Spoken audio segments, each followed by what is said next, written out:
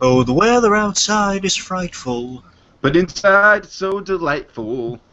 It's Christmas in July. Let's review. Let's review Let's review. You And Me, Season 3. 3. Bum. And SandyClaws 2. Hey, Sandy, how are you? Muted, I see. Alright, well, he's probably dealing with something, so, Oh, I'm sorry, I forgot that was on mute. I was gonna let you guys have your little thing there. Oh, I'm doing I was well. right on. Okay, so we're here to talk about Kids Next Door, Operation N.A.U.G.H.T.Y. It's a very clever, very subversive, very kind of like, let's take the Christmas tropes and play with them. But you know what other podcast also takes tropes and plays with them? Movie tropes specifically, not just Christmas, but movies in general. What? It's the Movie Machine Podcast! No. It's what happens when you take 4 funny people and improv a movie based on a random story generator really, really fast. That's right, folks. Check it out. Every Sunday they're releasing new episodes from the good folks who brought you Super Academy, Jacob Gulliver, Ben Lifson, and Kyle Decker, and a rotating host of others over at hotchocolatemedia.net. Alright, guys, so we're here to get into Kids Next Door, Operation N.A.U.G.H.T.Y. You all know my backstory on it. Just to quickly recap, there was a very annoying kid in my 7th grade class who would always quote the Rainbow Monkey song incessantly in class to the point where it made me hate the show and not want to have anything to do with that goddamn show that features those fucking rainbow monkeys. It was a very stupid reason. Now that I'm an adult, obviously I see the irony in that. I see that rainbow monkeys in general is kind of meant to be obnoxious and in your face. And I've got to say, I don't love the show just because I didn't grow up with it, but every time I watch it, it does kind of strike me like, man, I wish I would have given this a chance as a kid, because there's a lot of humor, a lot of creativity here, just a really impressive world building. I mean, it's one of those shows that I would watch as a kid, but it was kind of during that awkward transitional phase when you're a teenager and you're like, man, I don't watch cartoons. Cartoons are for kids, meh. So, Sandy, what is your history with this show? Well, to be frank, Tiki, and this is probably going to upset Dragon, but to be frank, I've never liked the show that much. Oh boy. I know it's why. I know it's considered a Cartoon Network classic, and that's fine. Maybe I didn't watch enough of it growing up. Like you, Tiki, I didn't really grow up with it a ton. I have watched quite a bit of it in my years here, but I've just never liked the show that much. I think the writing's kind of hokey times, and I just don't like the style, honestly. I'm sorry. That's not to say I don't have some remarks to make on this episode here.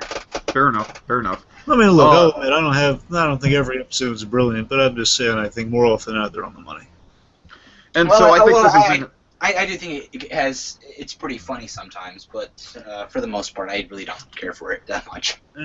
So this is an interesting kind of dichotomy we have here. Dragon's always been a fan of the show. I've kind of I had a very stupid reason to hate the show back in the day, and now what I've seen of it kind of makes me kind of like, I don't want to call myself a fan, but I appreciate what I do see. And then Sandy's just kind of always not really liked it that much. So I think I do kind of appreciate the 3 perspectives we have going into this then.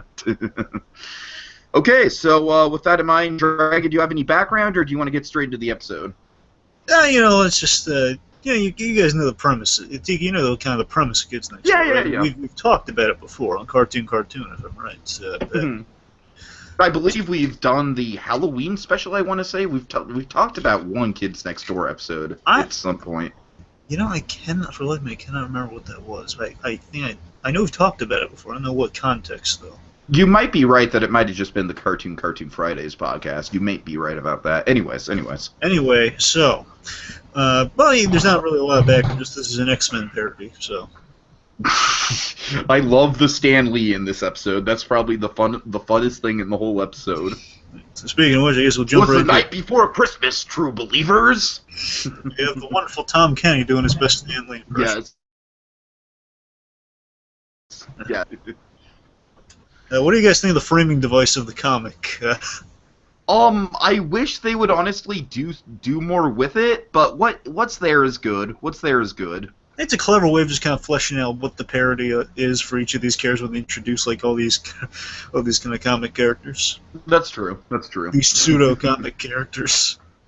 Okay. I personally thought it was there just to be there. I really didn't think it served any to the story at all. No, it's like capitalizing off the Stanley stuff. I know, but I don't know. I think it was just there to be there. It's kind of pointless. Much like a lot of what I think of this episode. I honestly don't think they used it in as of a creative way as they could have. I'm kind of like, I'm comparing it to the Danny Phantom Stuck in the Christmas Poem episode, where that took full advantage of that premise. And here it's just kind of like, the fact that they're in a comic book almost feels like an afterthought to me. Well, yeah, that's it's not supposed to be in your face, otherwise it overshadows the Christmassy nature of it. It's just saying, okay, well, we have... But Danny Phantom didn't overshadow the Christmassy nature of it. I know, I'm talking about this, though. And Danny Phantom was woven into the whole thing. It was a Christmas poem, and that was a Christmas thing they did there. This is... Okay. I'm saying, like, the comic book elements, like, making fun of it being kind of an X-Men parody, while it's not really overshadowing the Christmas elements of it, though. Mm-hmm. I see what you're saying. Okay. So, points, we got Tom Kenny Stanley giving us a little intro there, saying, "Hello, true believers." And you open the story, and then we get started. Basically, we have our elves making toys, singing the Rainbow Monkey song, which when I heard that, I was thinking, oh, Tiki's gonna not like that. No, I don't care. I don't care. Honestly, at this point, I'm over it. It's just, I'm telling you, like, as a 13-year-old, that was the excuse I had to not watch the show. Anyway, so all the elves are singing except one. I love the X-Men parodies, specifically with Santa's group out of the 3 parody groups we... Yeah, and never mind, the 2 parody groups we get. I keep thinking of the 3rd reference, but we'll get there. Point is, we have a Wintergreen here who's a parody of Wolverine, which is hilarious. He's one of the funner things in the episode, for sure. I just love a Christmas Wolverine. I think that's hysterical. So a Wintergreen, like, guy breaks off a candy cane like it's a cigar, and he obviously looks like Logan. He's basically, hey, why aren't you singing? All the elves, like, I love how polite and friendly all the elves are. Like, they're so oblivious because they're basically their downfall is kind of their appreciation for fine craftsmanship and holiday cheer and pleasantries. Just they're all saying, like, oh wait, why aren't you singing? Like, I don't sing. I keep the big man happy, that sort of thing. A happy elf says, I'll get it. He gets the door and they're tranked by the kids next door. I think it's a good little mystery setup we got here. Like, and it also kind of like reminds me of famous Marvel covers. Like, I'm reminded specifically of the Spider-Man cover where it's like, what is this, web snapper? Spider-Man's robbing a bank. How could this be? How could this be so? Oh my God, you have to tune in to find out. Greg, do you know what issue I'm talking about? Well, I know you're talking about, it's like, the famous kind of like, hey, Spider-Man robbed that bank. Yeah, right. That issue, that cover's always stuck out to me, and this kind of reminds me of that. Like, the big kind of Marvel, like, oh no, the heroes are the bad guys. Gee Williker, gosh darn it. Okay, anyways. So, importantly, so again, I think it's kind of a neat little device. I mean, fans of the show probably have, like, a good theory of, like, who it is, just given how they're kind of grouped together like that. But, I mean, still, I just love kind of they're playing with the reveal of, like, oh my God, it's kind of a good setup for the misunderstanding later on. Okay, kids next door bring to the North Pole, and they're basically trank darting everyone. Right. Let's see this. And it's really, it's a cool opening. Also, they kind of make fun of the Berserker Wolverine when a Wintergreen kind of rips his shirt off, he's about to go into action, and he's like tranked, like, ugh! And then the elves, the appreciation for craftsmanship is their downfall. They go into a secret entrance, which is a parody of Cerebro. And then they dart Santa. That's a cool opening. And then we get a Christmas version of our theme, and then back to our episode. The kids next door return from Christmas shopping. And so this is kind of like a good bit of suspense. You're like, wait, are they returning from ransacking the North Pole, and that was their quote-unquote Christmas shopping? Number 3 has picked up the perfect gift from number 4. Number 4 is loving his fries. Apparently they stopped off at the place to get a bite to eat, too, if that were the case. We see, and it's mentioned on the way back, it says, did you get basically, like, did you get a gift for, Kooky at number 3, she got a gift for number 4, who hasn't gotten her anything. He never gets her anything. And number 3 is like, look at number 4, don't you like me? And there's all the attention on number 4 because these two kids, they want to see them get together. By the end of the show, they just kind of they make a big deal out of it because they're kids. You know, they basically by the end when they're all grown up, it's like they say, hey, it's we kind of know who got together. Number 3. Right. So pretty much, it's number 4 is like he's trying to cover his tracks. Number 5 is putting pressure. Yes, number 4, do you like her? And anyway, why are we getting gifts anyway? Why don't we just leave? Gotta love that Cree Summers, man. Yes, great Cree Summers. Anyway, so it says, well, why don't we just leave it to Santa? He delivers the presents, which is true, and I love they're acknowledging that in this world. Especially all the kids would definitely believe in Santa Claus, and of course there is an actual living, breathing Santa Claus in this world. So, it says, well, yeah, but real friends give gifts as well. Which leads to just number 3 saying, well, you'll miss out tomorrow when the rest of us are exchanging gifts, and then we find out none of the other kids. Oh boy. Ew. Again, they're leaving it to Santa. They didn't really think they were doing a gift exchange. Number 3 is like really let down about it, and that's some setup for the 3rd act. Number 3 just again initially she just shrugs it off as like, well, it's better to give than receive anyway. So again, Cuckoo's you got a good mindset right now. Mm-hmm. Okay, so they're returning to the treehouse, and it is, I love number 5's line here. Number 5 didn't do it, but whoever did went for the minimalist look. You know, now it's so sad and creepy because her father was modeled after Bill Cosby. Oh God! He was a faceless Bill Cosby, and it was like. Don't tell me that! Don't tell me that! The fact that he's faceless makes it worse. Oh my God! And he was a trusted doctor too, which is. Of course. Well, you know what? If we're gonna do that, then we're basically gonna have to write Dr. Hibbert out of The Simpsons, and I don't want to do that. So, anyways. Anyway, let's see. So this I love. I love it whenever discover someone's cut down the treehouse, and I love. Number 2 is this great joke. Says, hey, it's 560 years old. It's number 2 finds some levity in the situation as per usual. This is my favorite one of mine. I love number 1 constantly in the show. Nigel Luna, number 1. Yeah, you got the sunglasses. And you know he has cancer, and it's all a fantasy in his head, right? You know that, right? Right? That's totally a thing. Like Charlie Brown. Yes, exactly like Charlie Brown, Sandy. Yes, thank you. I'm sorry, Dragon. I'm just playing with you. I'll tell you this though, there was a really awesome moment explaining the hair loss. I tell you this real briefly because it's just I've watched this movie a few times a second. It's such a cool moment where they're basically on a mission somewhere, and like number 4 is complaining the whole time, saying, "Why do we even care about this mission?" You know, and number 5 says, "Because last time number 5 turned their back on someone, that there was a mistake that she'll never forget. You know, they did something really, really bad." And he says, "What did they do that was so bad?" And number 1 turns out really dramatic. It's really a cool moment where he says, about the delightful children that are bad guys, saying, "They made me bald." it's played for serious. It's played for serious drama. It's a really cool moment, and like no first go, whoa. I just don't get why it never grows back. I mean, does he just keep shaving it or what? Anyways. No, I'm saying that the delightful children did something that stopped him from growing hair. Oh, okay, fair enough. We never see the origin. It was just a line once, but I'm just saying it was like a cool, like just building some ambiance. Like you don't need to know why he doesn't grow his hair back because he looks cool. That's why. Point is, number 1, I love when number 1 goes on his rates and his adult kind of tirades, and he feels like so like kind of a mad dad a lot of the time. We just kind of rants like a grown man sometimes. Just goes on this really childish, hilarious rant where he's saying, number 1 hates it when this treehouse gets taken. This happened a few times in the series. We'll cut the treehouse off, and then eventually they'll come back, but just like they completely sever the treehouse base. He says, "Now who's jumping on the Take Nigel's Pride and Joy bandwagon this time?" I love this hilarious rant he gets into. He's so pissed off. And then Sandy, take us through some of this. Who interrupts him? I'm sorry? All right, Wintergreen, the Wintergreen part. Want to take us through some of this? Talking to me? Yeah, yes, Sandy. Did you want to take us through any of this? Oh, well, I guess I wasn't expecting to.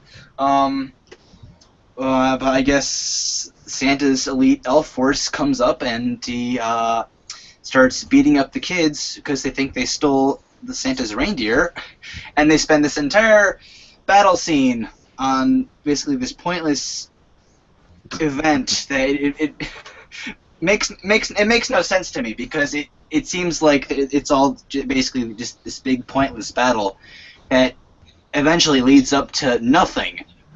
And I think, I don't know. You know what I think they're doing? I think they're kind of mocking the whole, like, force circumstances to get your heroes to fight each other, which we've seen a lot this year. I know, but I don't think we needed to see that. I mean, that's not Christmassy at all, and I kind of agree with Sandy. The fight scene kind of dragged for me personally. Yeah, it really dragged the story. I mean, they could have fit a lot more into the story if they just cut at least half of that out. Yeah. It slows down and drags the story along. Right. Well, I mean, I love the Christmas X-Men parodies we get here. So there's a lot of Christmas in this fight in that regard. That we have like the. I do need to make one joke though. So Wintergreen is going about like, you see, the goal here is to make Santa jolly. If Santa's jolly, then we all win. And then he points to a big black man. This is Huel. The goal here is to make Huel happy. Huel, are you happy? Reasonably. What would make you unhappy, Huel? These bitch-ass kids ain't doing what they told. I'm sorry. Continue.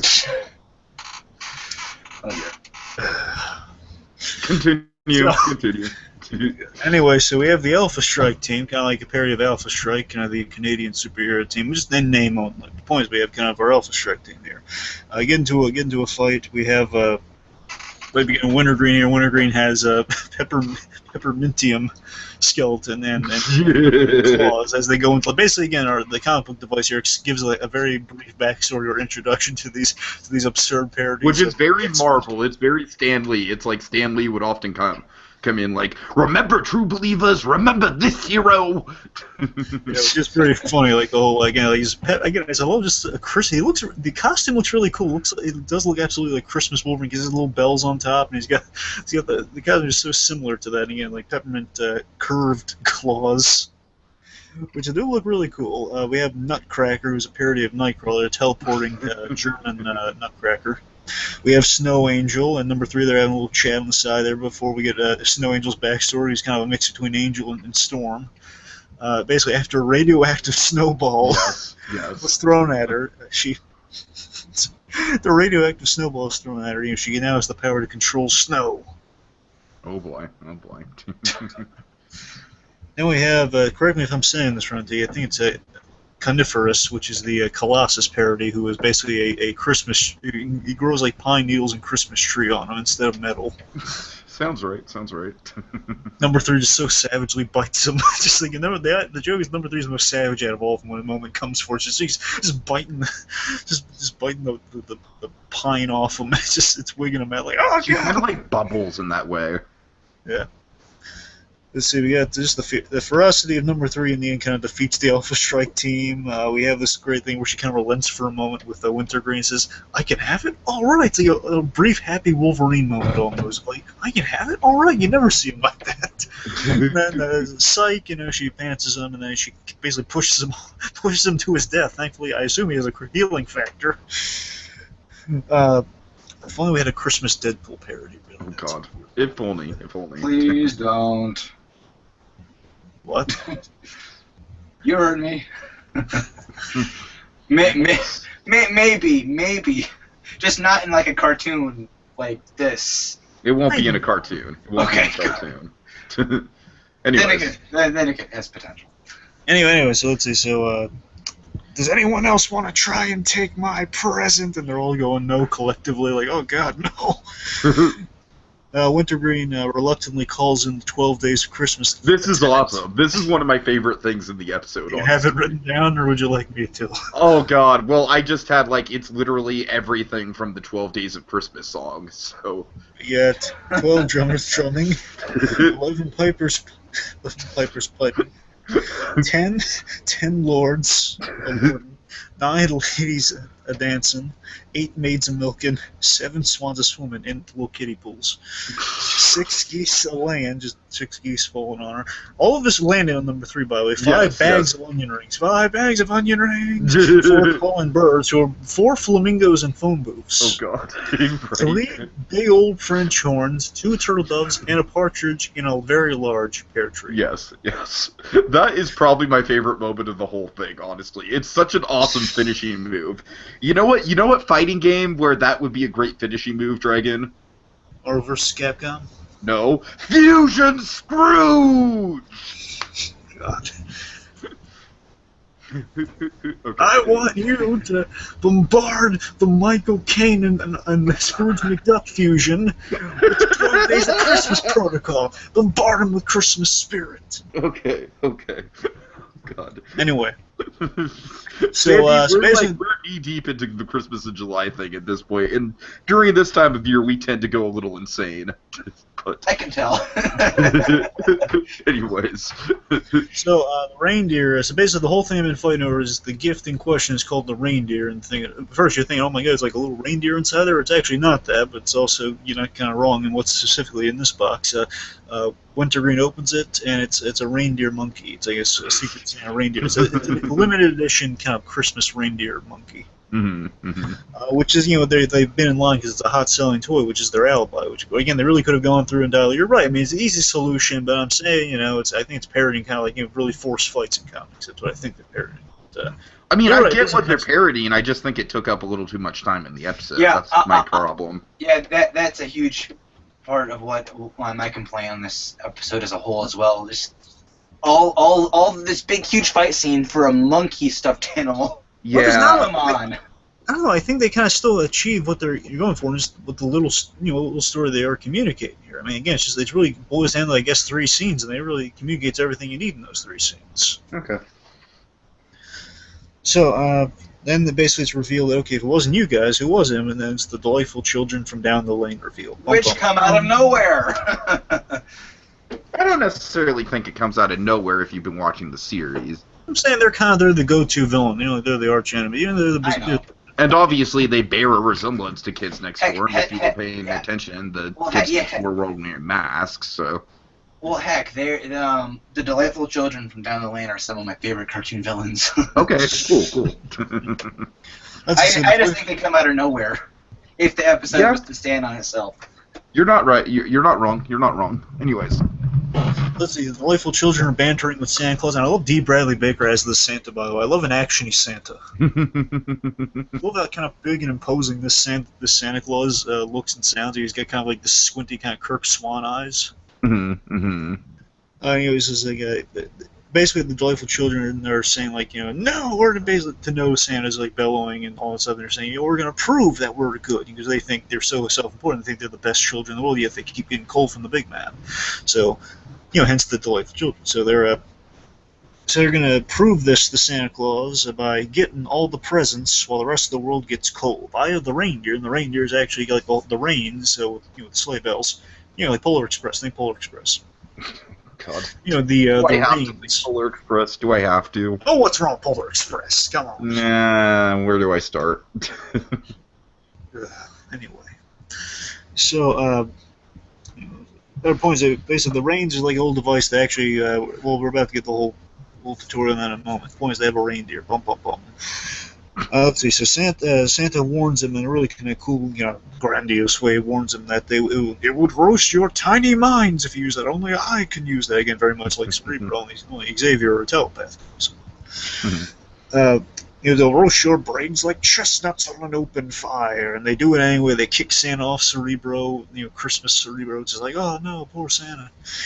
Santa bellows to him on the way down, don't do it! Push him off. They use the reins. We get exposition from Tom Kenny, Stan Lee, saying Santa's gotten really high tech over the years with the delivery system. And I think this is really cool. I think this is a really cool concept. That makes a lot of sense in the internet age, honestly. You remember Twas the Night, man. I love a good kind of course. I love a gadget-based Santa. I just love this idea that it's such an efficient. It makes sense. It's a logical logic. How would Santa do it all in one night? It's still. It's still going to take some time, but he can still do it just from the North Pole, and he gets to control like a little click of a mouse almost instead of being a mouse. It's a sleigh thing. You basically hold it and you say, okay, naughty, nice, naughty, nice. Basically like checking the list all in one. Right. Basically, it links to Christmas trees, and it's exposited. It links to Christmas trees in everyone's house, and he just makes a decision that a gift will be teleported and/or the coal will be teleported. So, process begins. It's starting to turn the gifts across the world to the happy, expecting kids to coal. Turns all the gifts to coal. Boo-hoo. So, meanwhile, the Alpha Strike team, the kids next door, they arrive, but they are met by the Faculty 4. Oh God. Trying to get substitute teachers day Now, to. can someone please tell me, were these characters that appeared in the series before, or are these just their first appearances? All the kind of themed or superhero themed guys, they're just one-offs. It's this episode. I mean, Okay. honestly, I think this is really like what Sandy's talking about in terms of like this comes out of nowhere. It really doesn't have a lot of bearing on the story. Exactly. It's like, when do we even think about substitute teachers during Christmas? There's no school during Christmas. Honestly, and that's one of the things that just pulls away from this. It feels like filler. Yeah, Dragon. But it doesn't lead to anything. I mean, look, Dragon, I appreciate the Stan Lee bits. I appreciate the comic book humor. It's just... there's a lot of things in this episode that I enjoy. I just don't necessarily think it comes together as a whole all that well. Anyways. I think the substitute teacher bit is just like the writers forcing comedy on the thing. Yeah. But it's not working very well. It's such an uphill battle. That's the joke. It's substitute teachers. Like, first of all, it's not even Teachers Day. It's just Substitute Teachers Day, which no one gives a crap about. And they're saying they want to trump Christmas, and it's like they're also mocking like the Miss Education, the leader. But it comes out of nowhere. We never see her before. It's never hinted at before. Well, that's why there's the expositing all on the spot here. That's why we have the Stan Lee narrators to expose these guys we're just getting in this one shot. We give them a very brief background introduction to them here. The Thesaurus Rex, the unintelligible tutor, and the human text. The human text is I think is the most hilarious out of them, though. The human text and then Mr. Physically Fantastic. Yes.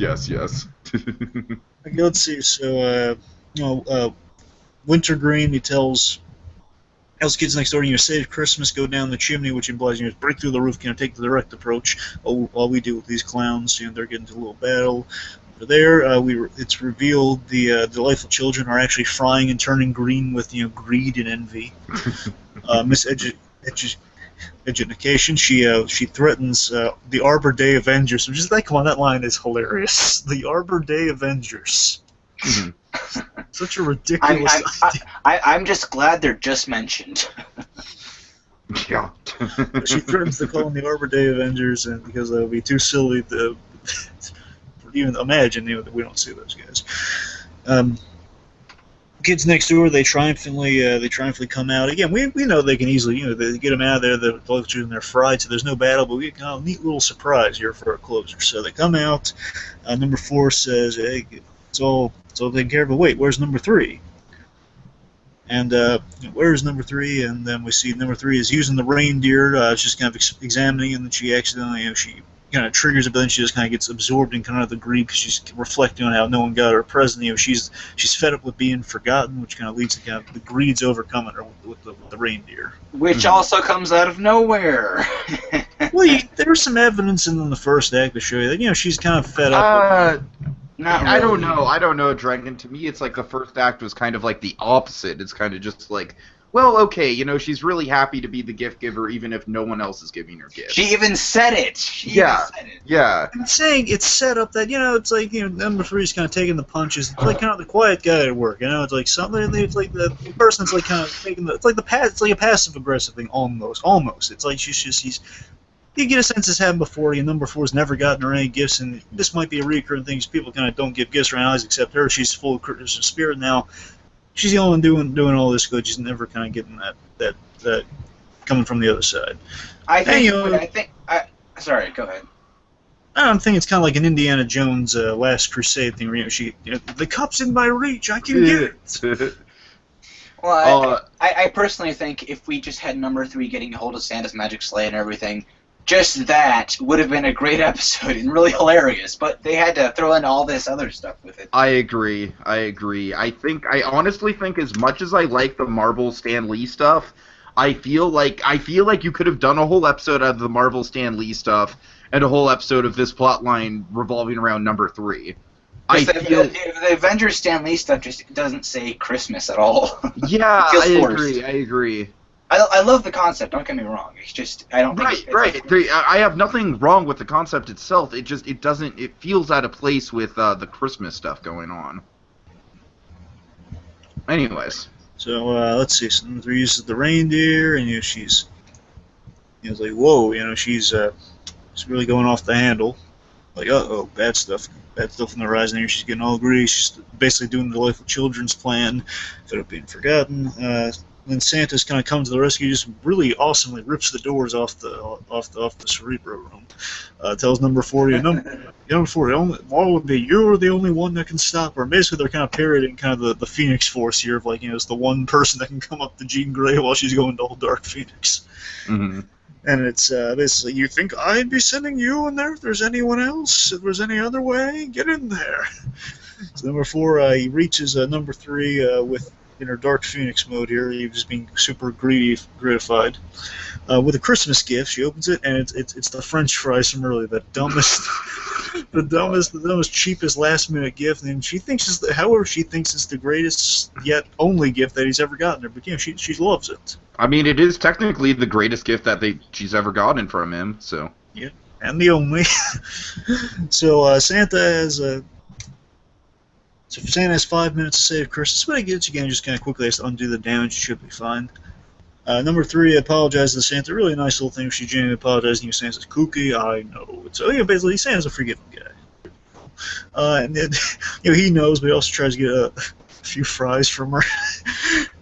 Which, I think he's owed some fries, but then again, it's her gift. But I don't know. Again, she didn't try to kind of steal Christmas for a moment, so she could at least given Santa one fry. That's true. Or a hamburger on a stick. I don't know. Or a hamburger, or just a hearty cup of rock stew. Or maybe a French fry and hamburger kebab. No, that sounds great. Now that you market that. Yeah. Along with some Crimson Toro as a chaser. And lamb lollipops. So let's see. So Wintergreen. This is a nice moment. I really like this moment here, where Wintergreen apologizes to the kids next door. Asks, "Well, what about our treehouse?" Says, "Oh, the tree is being put to good use. See a decorated treehouse kind of operating as a Rockefeller center, Oh yeah, kind of centerpiece. They're probably going to bring it back there. We don't see that, but we can assume. Anyway, so Merry Christmas, true believers. And that's a neat way to go for a special. And we also have kind of a mid-credit thing where number 3's put. They always do this on the show. It's like kind of like the kids next door. They like dun, dun, dun, dun, dun, dun. She like puts the fries in this little stand, and then number 4 takes them. That's the end. Okay, so Sandy, I think you and I kind of aired out our final thoughts during the discussion. I mean, I like both of the concepts at play here, the Marvel parody stuff, and then also the kids next door playing around with Christmas, kind of having the number 3 having her like almost kind of like reverse Scrooge arc in a way, like having so much Christmas cheer that it backfires on her. But like, it's not a terrible episode by any means. It's not like, to me, it's definitely not in the same realm as like Inspector Gadget Saves Christmas. It's very enjoyable. Can I just flesh out my final thoughts here? Go ahead. It's not going to take long. Go ahead. Well, overall, these are my overall thoughts of the episode. I honestly think a lot of the stuff is pointless. Obviously, it feels like filler and it has no heart, it has no emotion, especially for a Christmas episode. I mean, come on. I mean, I think, to be honest, I think the Snowman's Revenge from Courage has a ton more heart in it, and that wasn't even a Christmas episode. So, this episode definitely doesn't have the Christmas spirit going for it whatsoever. I'm finding it extremely hard to find something that it does have going for it. I do think that there are a few funny bits scattered here and there, but overall, I think this episode is a big... I'm sorry, Dragon. Dragon? Yeah. Go ahead. I like it. I thought it was, it's a fun. I'm not looking for much with this. You know what I'm saying? It's a pretty simple, direct plot. We have kind of a lot of cool, funny X-Men Christmas parodies. It's so absurd, so it's kind of funny. And then it's pretty much okay. I have a little sentimental moment towards the end with Santa number 3, and I don't know, it's pretty direct, pretty self-explanatory. It's X-Men around the holidays, and it's saving Christmas. But then you get a few really cool twists. And I'm like, okay, well, the Santa Claus delivery system is really kind of the whole reindeer thing. I'm liking a lot of the liberties they're taking with it. But again, it's not the best one we've covered by any stretch. But it was kind of a fun one. Okay, fair enough. So let's go through the tropes really quick. We have "'Twas the Night" as the opening. We have maybe the whole concept of being the story taking place inside a book, no matter how loosely that is. Again, I think Danny Phantom does it a lot better, but... Well, of course it does it a lot better. That's an integral part of the story. Indeed. Okay, let's see. We have kind of Wintergreen as the Scrooge-like figure where it's like, no, I don't want Christmas spirit. I just want to do my job. Of course, Santa's workshop, having the elves making toys and all that good stuff. Is Santa's workshop being infiltrated a trope? Kind of. Kind of, okay. Yeah, it's like basically going to the North Pole. I guess that counts. The stress of getting someone a crappy gift when someone else has given you a really good gift. Oh yeah, fighting around the holidays. Let's see, it's a big old decorated tree. Yep. Seeing how Santa delivers the gifts. I mean, there's that. Here's a good one. Other holidays wanting revenge on Christmas taking the spotlight. Oh yeah. Substitute teachers. I'm still not a big fan of that plot, but it is a fun trope. Okay, let's see. Anything else? Again, there's kind of the I guess kind of the acknowledgement of like, well, I mean, there's like kind of the holiday lesson moment, or something. Yeah, certainly.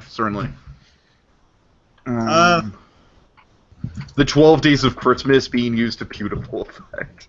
Yes. Again, that is probably the best moment of the whole special, I think.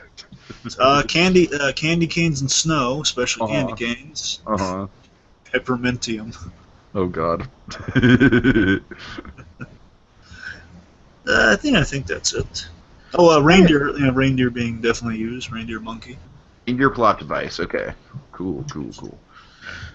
All right, folks. Well, that is how we like to do it on Christmas in July. We like to dive deep into these tropes and take a look and dig past all the rainbow monkey nonsense and really take a look at what makes specials like this works.